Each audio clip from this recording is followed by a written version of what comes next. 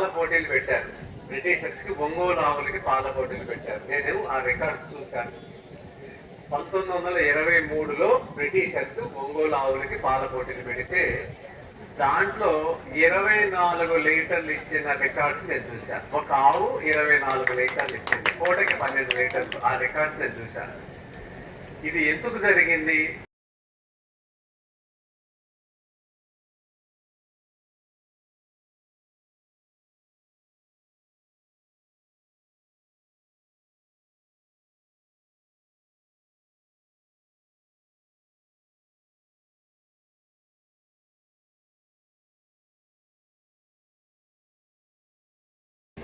అలాగే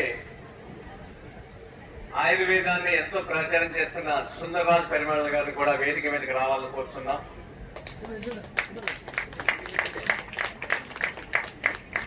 చలపతి గారు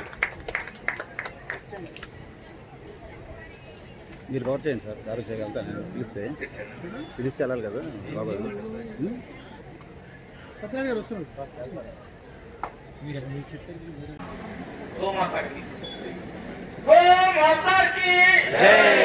చాలా మంది చేయొచ్చు కూడా ఫీల్ అవుతున్నారు. ఏం పర్వాలేదు, చేయొచ్చు ఏమి కాదు, వ్యాయామం మీద కూడా మన శరీరానికి లాభమే, గోమాతకే లాభం, ఏం చేసినా మనకే లాభం. అంటే అది అర్థం కావట్లేదు అందరికీ.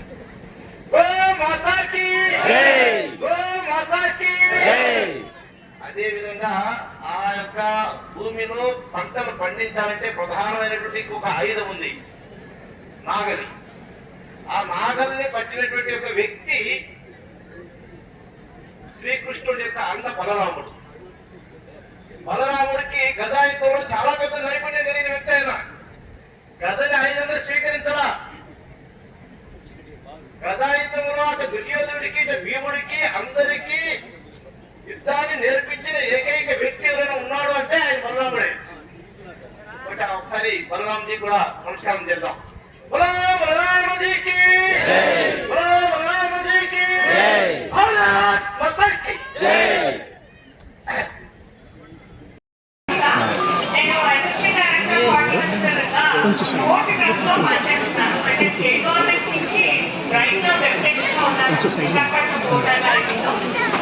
ఫస్ట్ గా ఈ సభల కార్యక్రమం అసలు ఇంత మందిని చూసి నాకు చాలా సంతోషం కలుగుతుందండి. ఇంత మంచిది ఆర్గానిక్ ప్రొడక్ట్స్ మీద కానీ గో ఆధారిత కానీ అవేర్నెస్ కలిగి ఉంటారన్న విషయం నాకు తెలీదు. సో ఇంతలాంటి ఫస్ట్ ప్రోగ్రామ్ అయితే నేను ఈ సభల ప్రోగ్రామ్ మా అన్నయ్య శ్రీధర్ దగ్గర నుంచి అండ్ విలేజ్ రాంబాబు గారి ద్వారా విన్నాను. తర్వాత నాకు రత్నం గారు ఎన్జిఓ ఎన్జిఓ రత్నం గారు చాలా కాలంగా పరిచయం. ఆయనతో కలిసి చాలా ప్రోగ్రామ్స్ చేశాం. ఆయన ఇన్వైట్ చేసినప్పుడు నేను ఇంత బడ్జెట్ చేస్తారని నాకు ఊహించలేదు. సో ఇంత బడ్జెట్ 5 రోజుల పాటు కార్యక్రమాలు జరిపిస్తున్న విజయరామ్ గారికి ప్రత్యేకమైన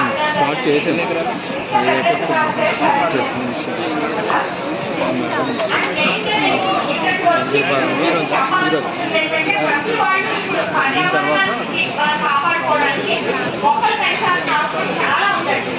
ఎందుకంటే జనాభా పెరుగుతుంది కానీ ఆ రేట్లో మనకి భూమి పెరిగే ఛాన్స్ లేదు. భూమి ఇంకా తగ్గిపోతూ వస్తూ ఉంటుంది. ఎప్పుడైతే జనాభా పెరుగుతారో నేచురల్లీ మీరు అవసరాల కోసం నీళ్ళు పట్టుకోవాలి, అన్నింటి కోసము భూమి తగ్గిపోతూ వస్తుంది. కాబట్టి బాగా మొక్కలు పెంచాల్సిన అవసరం అయితే చాలా ఉందండి.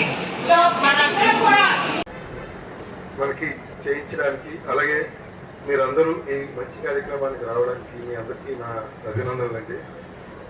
యాక్చువల్గా మనం ఆరోగ్యంగా ఉండాలన్నా, మన ఆయుష్ చక్కగా ఉండాలన్నా రెండే మనం పాటించాల్సి ఉంటుంది.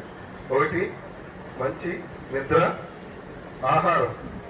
రెండోది ఆహారం విహారం మీదే మన తాలూకు ఆయుష్ ఆధారపడి ఉంటారు. యాక్చువల్గా ఇటువంటి కార్యక్రమాలు చిన్నప్పుడు మాకు తెలియక ఇలాంటి వీళ్ళు చెప్పిన మంచి సూత్రాలు మేము పాటించలేకపోయాం.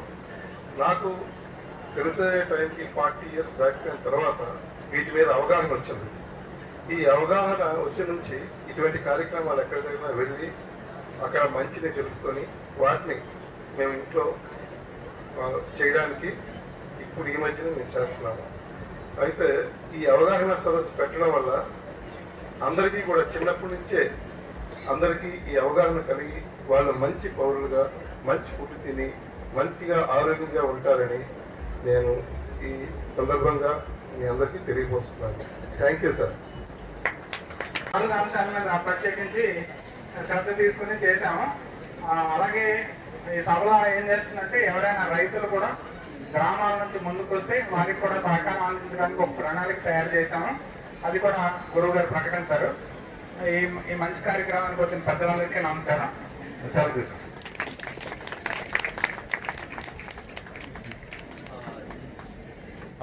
అప్పాజీ గారు మీ 300 రకాల మామిడి గురించి ఒకసారి చెప్పండి.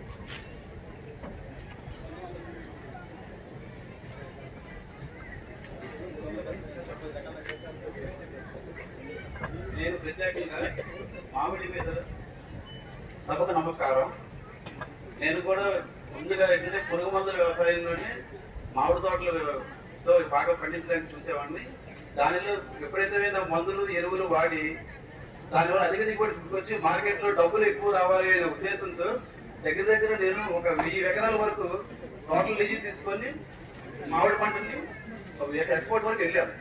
కానీ దాని వలన ఒక 8 సంవత్సరాల ముందు ఈ విపరీతంగా మా ఇంట్లో వాడిన వల్ల మా అమ్మగారు మా తమ్ముడు ఈ క్యాన్సర్కి అటాక్ అయ్యి ఇద్దరు కూడా స్థలంగా చనిపోవడం. అప్పటి నుంచి నేను పూర్తిగా ఆపేసి పూర్తిగా రసాయన రహిత సేంద్రియ పద్ధతిలో న్యాచురల్ గా ఉండే దేశీయ మామిడి మీద ఎక్కువగా దృష్టి పెట్టి అదే మామిడి పళ్ళ వల్ల నేను ఇంచుమించు ఒక 110 రకాల వరకు సేకరించగలిగాను.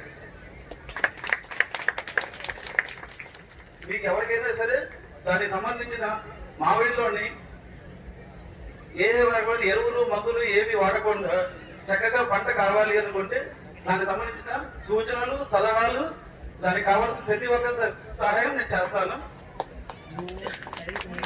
మీకు కావాలనుకుంటే నా ఫోన్ నెంబర్ నేను చెప్తాను, మీరు రియాక్ట్ చేసుకోండి.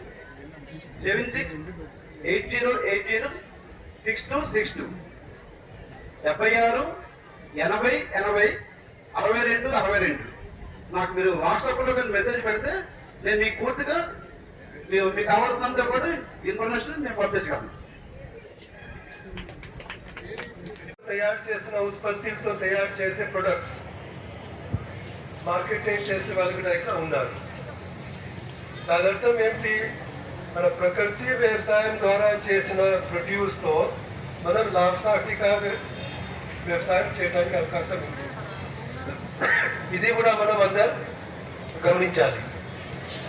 ఇక్కడ వచ్చి చూసినప్పుడు మీరందరూ చూశారు అంటే నేను ప్రతి ఒక్క వ్యక్తి ఈ సభల కార్యక్రమంలో ఎవరు పాల్గొంటున్నారు, ఎవరు సహకరిస్తున్నారు వాళ్ళకి నేను అభినందనాలు చెప్తున్నాను. అదే కాకుండా దండం పెడుతున్నాను. ఎందుకంటే ఇప్పుడు మన సమాజంలో ఇంతకుముందు కుమారస్వామి గారు ఏం చెప్పారు? మన జీవితం సార్థక చేయాలంటే ఎట్లా? మనం జీవిస్తున్నాము, మన దగ్గర అన్నీ ఉన్నాయి, దానివల్ల జీవితం సార్థకమైందా? మాది కూడా వ్యవసాయ కుటుంబం. అది భీమవరం పక్కన ఉండే గ్రామం అనమాట. మా నాన్నగారు కూడా జీవితాంతం వ్యవసాయం చేసేవారు. 85 సంవత్సరాల వరకు వ్యవసాయం చేసేవారు. చాలా పెద్ద ఆయన అయిపోయారని మేము వైద్యపరంగానే వ్యాపారంగా వైజాగ్లో సెటిల్ అవడం వల్ల ఇక్కడికి వచ్చారనమాట. 98 సంవత్సరాలు బతికారు ఆయన. వెయిట్ చిన్న పర్సనాలిటీ, 50 కేజీలు బరువు ఉంటారు. ఆ వ్యవసాయం ఆయనే చేసుకునేవారు. ఒక 20 ఎకరాల పొలం ఆ రోజుల్లో. ఆయన స్వయంకృతంగా చాలా చక్కగా చేసేవారు. ఈళ్ళు కూడా చాలా ఎంతో బాగుండేది అనమాట. ఆయనకి చదువు లేదు. ఆయనకి వ్యవసాయం జంతువుల మీద ఉన్న అవకాశం ఇంకెవరికి లేదు. ప్రపంచం ఏమైపోతుంది ఆయనకి అనవసరం. ఇక్కడ మోడీ గారా, లేకపోతే చంద్రబాబు నాయుడు గారా, లేకపోతే కోడి పరిపాలన అంతేం తెలియదు. వ్యవసాయం ఇది అంతే తప్ప. వైజాగ్ వచ్చిన తర్వాత ఎవరైనా పెద్దలు కలిసినప్పుడు ఏంటంటే ఎవరిని మాట్లాడించేవారు కాదు. ఒక చేతులు కానీ ఆవుల గురించి ఎవరు మాట్లాడితే నాకప్పుడు గొప్ప ఎవరు లేదు అనే ఉద్దేశంతో అట్లా తగ్గే ఉండేవారు అనమాట. అదొక విషయం. మరి ఈ రోజు మొత్తం స్టాల్స్ అన్ని చూశాను. ఈ ఆర్గానిక్ పండించడం అనేది సామాన్యమైన విషయం కాదు. ఎంతో ప్యాషన్ ఉండాలి.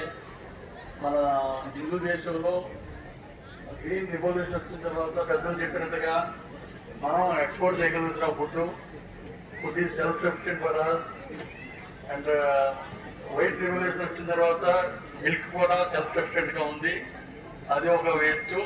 ఆర్గానిక్ వ్యవసాయం అనేది ఎంతో ప్యాషన్ ఉంది, ఆరోగ్యం కావాలని, అనారోగ్యం పాలవకూడదని ఎంతో చక్కగా చేస్తున్నారు.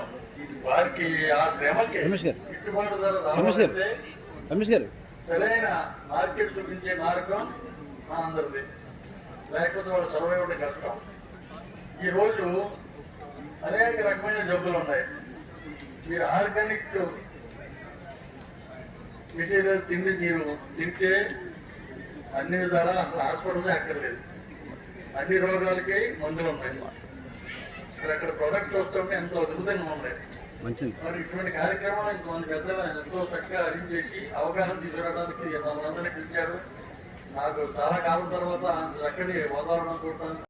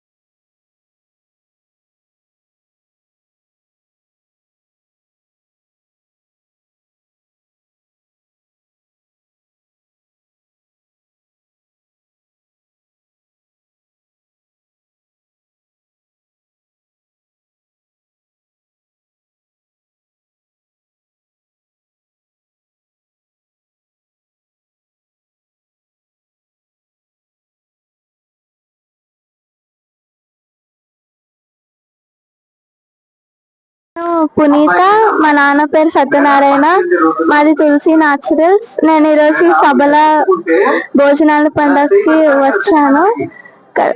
అన్ని న్యాచురల్ గా వండిన భోజనాలు, పండించిన వంటలన్నీ పెట్టారు. నేను తిన్నాను, చాలా బాగున్నాయి. అందరూ అలాగే భోజనం చేయాలి. అన్ని ఇక్కడ చెప్తున్నాను అన్ని విని నేర్చుకోవాలి. మనస్ఫూర్తి ధన్యవాదాలండి. ఇంతమంది ఇంత ఆనందంగా ఇంత వేడిగా ఉన్నా సరే కూడా ఒక ముద్ద నోట్లో పెట్టంగానే మనందరి మనసులో ఏం ఫీలింగ్ ఏమనేది నేను చెప్పక్కర్లేదు. మీరందరూ దాని అంటే మీ ఫేస్ మీద ఉన్న ఎక్స్ప్రెషన్స్ చెప్తున్నాయి. ఒక మాటలో చెప్పాలంటే ఆ అన్నం ముద్ద నోట్లో పెట్టుకోగానే మా అమ్మ అన్నప్పుడు మాట చెప్తాను. ఎప్పుడో మా చిన్నప్పుడు అమ్మమ్మ చేతిలో అమ్మమ్మ ఇంట్లో తిన్న ఆ ఒక ముద్ద గుర్తొచ్చిందండి. అది ఎంత పెద్ద విషయం అండి. ఇవాళ మనము ఆ ఎక్స్పీరియన్స్ అవ్వగలిగానంటే ఎన్ని ధన్యవాదాలు చెప్పుకున్నా తక్కువ అనుకుంటున్నాను. అండ్ ఒకే ఒక్క మాట మీ అందరితో ఇంత ఈ ప్లేస్ లో వచ్చి నేను ఫీల్ అవుతున్న ఒక మాట చెప్తాను. మనం అందరం కూడా ఈ ముద్ద అన్నం తిని ఎంత హ్యాపీ వెళ్ళాం, అన్నదాత సుఖీభవ అని అనుకున్నాం. ఆ మాట అని మనం ముందుకు వెళ్ళిపోతాం. కానీ దాంతో పాటు అందరికీ హెల్ప్ కోసం ఆర్గనైజ్ చేస్తున్నారు. దానికి మెయిన్ మెసేజ్ అంటే మనం ఏమి తినాలి, ఏమి వ్యవసాయం కూడా ఎలా చేయాలి, మన ఆరోగ్య బాగా ఉండడానికి. ఇప్పుడు అంటే సేయింగ్ మనము ఏమి తింటాము, మన హెల్త్ మన ఆరోగ్యం కూడా అలాగే అవుతుంది. సో మనం ఆర్గానిక్ మన ప్రకృతి రీచ్ చేయడం వ్యవసాయం చేస్తే దాంతో మన ఆరోగ్యం చాలా బాగా ఉంటుంది. అది ఒక మెసేజ్ వాళ్ళు ఇవ్వడానికి ఒక